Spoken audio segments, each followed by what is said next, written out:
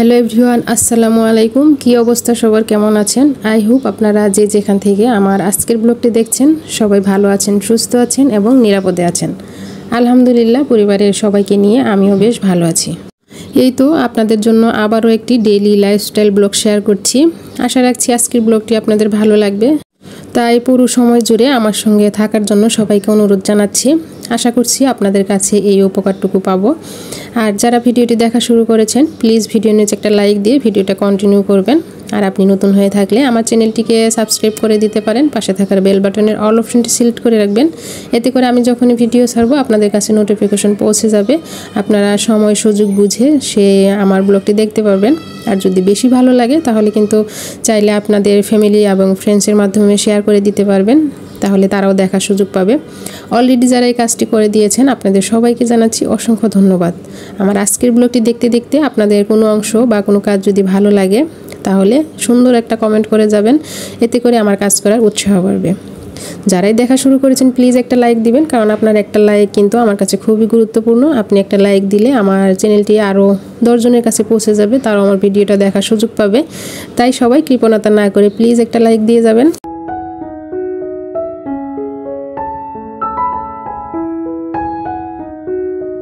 ভোরবেলা উঠলে বোঝা যায় মনে হয় শীত চলে এসেছে, কিন্তু একটু পরেই বোঝা যায় সেই রোদ। তখন মনে হয় না শীত মনে হয় আসবেই না, কারণ প্রচণ্ড গরম।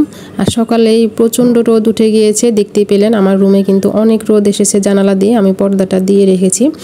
আর আমি যে গত ভিডিওতে আপনাদের দেখিয়েছি ঘর সাজানোর যে জিনিসগুলো নিয়েছি, তো ভাবলাম যে আজ আমি আমার বেডরুমটা কিভাবে সাজালাম সেটা আপনাদের সঙ্গে একটু শেয়ার করি। প্রথমে ভেবেছিলাম এটা আমি ডাইনিং রুমে দিব, পরে চিন্তা করলাম না, এটা আমার বেডরুমে থাক, হয়তো দেখতে ভালো লাগবে। তো মাঝে মধ্যে কিন্তু দেখবেন যে আমি চেঞ্জও করে ফেলেছি, কিছুদিন থাকবে তারপর আমি অন্য ব্যবস্থা নিব। তো যাই হোক, এই তো আমি বেডের উপরে যে অর্গানাইজারটা নিয়েছিলাম সেটা দিয়ে দিলাম। দেখতে কিন্তু মাশাআল্লাহ অনেক সুন্দর লাগছে। আর উপরে আমি একটা আর্টিফিশিয়াল ফ্লাওয়ার দিয়েছি। আমি যে এর আগে আপনাদের দেখিয়েছিলাম যে রোজ বাইন নিয়েছি, সাথে ছিল এই সানফ্লাওয়ার বাইন, তো সেটা দিয়ে দিয়েছি। দেখতে কিন্তু অনেক সুন্দর লাগছে। তো RFL বেস্ট বাই থেকে আমি যে বিনটা নিয়েছিলাম এটা তো আমি বেডরুমে রাখার জন্য নিয়েছি। এই তো খাটের পাশে এটা আমি রেখে দিলাম। এটা দেখতেও যেমন কিউট আর রাখার পরে সত্যি অনেক সুন্দর লাগছে। আমি ভাবছি এর উপরে একটা আর্টিফিশিয়াল ফ্লাওয়ার দিয়ে দিব, তাহলে দেখতে হয়তো ভালো লাগবে। তো এই তো আমি কিন্তু রুমটা অলরেডি গুছিয়ে নিলাম। আর রুমটা গোছানো কেমন হয়েছে কমেন্টে জানাতে কিন্তু ভুলবেন না পুরা।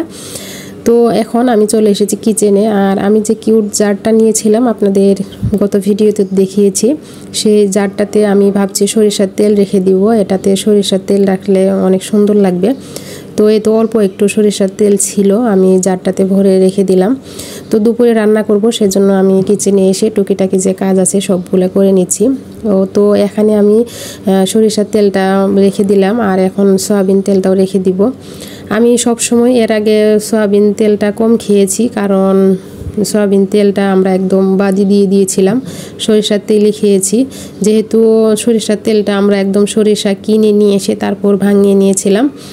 আর এখানে ঢাকায় এসে সেভাবে সুযোগ পাচ্ছি না, কোথায় ভাঙাবো সেটাও জানি না। তো সেজন্য সয়াবিন তেলটাই খাওয়া শুরু করে দিয়েছি আবার। আর সরিষার তেলটা তো মাঝে মধ্যে নিয়ে আসতেই হয়, কারণ যেহেতু ভর্তা করতে হয়, তারপর মুড়ি মাখানো, নানান কাজে ব্যবহার করতে হয়, সেজন্য অল্প করে সরিষার তেল কিনে নিয়ে আসা হয়। আর কিনা যে সরিষার তেল সেটা আমি একদম খেতে পারি না, প্রচণ্ড ফেনা হয় রান্না করার সময়, আর কেমন যেন একটা স্মেলও থাকে রান্নার পরে। আর যদি সরিষা কিনে নিয়ে ভাঙানো হয় সেই তেলটা কিন্তু খেতে খুবই ভালো লাগে। তো অনেকে কিন্তু সরিষার তেল আবার খেতেও পারে না, আমার কিন্তু একদম অভ্যাস হয়ে গিয়েছিল। আর এখন এই তো আমি কিছু মুরগি বের করে রেখেছিলাম। এই মুরগিগুলো আপনার ভাইয়া রাতে নিয়ে এসেছিল, তো রাতে আর কাটতে একদম ইচ্ছা করেনি। আমি মাছ মাংস যেটাই যদি রাতে নিয়ে আসে সেটা আমি ফ্রিজে রেখে দিই, কারণ দেখা যায় যে সেগুলো করে আবার আমাকে গোসল করতে হবে, সেই জন্য আমি সকালে বের করে রেখেছিলাম। তো সব কেটে নিলাম, এখন বক্সে ভরে আমি কিছুটা ফ্রিজে রেখে দিব, আর কিছু রান্না করব। আর আমার ছেলে দেখা যায় যে যখন মুরগি রান দিব সে খাবে, কিন্তু সাথে যে আরেকটা মাংস আছে সেটা সে খেতে চায় না, সেজন্য আমি সেটা কেটে রাখি না, একসঙ্গে দিয়ে দিই, তাহলে সে খেয়ে নেয়। যদি কেটে আলাদা করে রান্না করি দেখা যাবে সে সেটা খাবে না, পড়ে থাকবে। তো এই তো এখন আমি মুরগির মাংসটা বসিয়ে দিচ্ছি।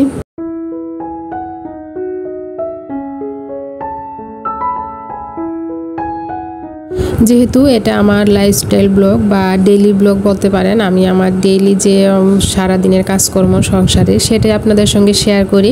তো এখানে যে রেসিপি আকারে আপনাদের সঙ্গে শেয়ার করব সেটা আসলে সেভাবে হয় না। আর এটা মুরগি রান্না কিভাবে আপনাদের সঙ্গে রেসিপি আকারে শেয়ার করব, আমরা তো সবাই মুরগি রান্না জানি। তো আমি কিন্তু সেইভাবে রেসিপি আকারে শেয়ার করলাম না, যেভাবে রান্না করছি সেটা শুধু আপনাদের দেখিয়ে দিলাম। আর এই ব্লগ ভিডিওতে যদি রান্না বান্না না থাকে তাহলে মনে হয় যে ব্লগটা একদম অসম্পূর্ণ থেকে যায়। গত ভিডিওতে দেখেছি বিথি আপুর, উনি বলেছেন আসলে কিন্তু একদম সত্যি, যদি সারা দিনের কাজকর্মে আমাদের রান্না বান্নায় না থাকে সেটা যেন একদম অসম্পূর্ণ হয়ে থাকে। বিথি আপু একদম সত্যি কথাই বলেছে, কারণ ব্লগ ভিডিওতে যদি রান্নাই না থাকে কেমন জানি একটু ফাঁকা ফাঁকা লাগে। তো আমি কিন্তু দুপুরে রান্নাটা করে নিলাম, আর দেখতেই পাচ্ছেন মুরগিটা বসিয়ে দিয়েছি। আর এখানে এই তো আমি 3 পিস শুধু রুই মাছ বের করে রেখেছি, যেহেতু আমি একাই খাবো, আপনাদের ভাইয়া বাসায় নেই, সেজন্য শুধু 3 পিসই রান্না করলাম। আর এদিকে এই তো আগের আমার 2টা সরপুঁটি মাছ ছিল, তো ফ্রিজে দেখলাম যে এই 2টা মাছ রয়ে গিয়েছে, সেটা এখন ভেজে তারপর আমি ভর্তা বানাবো। আর এই তো মুরগিটা প্রায় হয়ে গিয়েছে। অফিস কিনে আমি কিন্তু মাছ 3টা ভুনাও করে নিয়েছি, আর সাথে মাছ ভর্তাটাও করে নিয়েছি, সেটা আপনাদের সঙ্গে শেয়ার করা হয়নি। এর মধ্যেই দুপুরে রান্নাটা আমি কমপ্লিট করে নিলাম। আর এখন বড় ছেলেকে আনতে যাব, তারপর নিজেও ফ্রেশ হব আর বাচ্চাদেরকেও ফ্রেশ করিয়ে দেব। এর মধ্যে দেখতেই পাচ্ছেন কেমন মুষলধারে বৃষ্টি শুরু হয়ে গেল। তো এখন অনেকক্ষণ একটু অপেক্ষা করব, তারপর বাচ্চাকে আনতে যাব। তো আজকের ব্লগটা এখানেই শেষ করছি। সবাই ভালো থাকবেন, সুস্থ থাকবেন। নেক্সট ভিডিওতে আবারও দেখা হবে। আসসালামু আলাইকুম, আল্লাহ হাফেজ।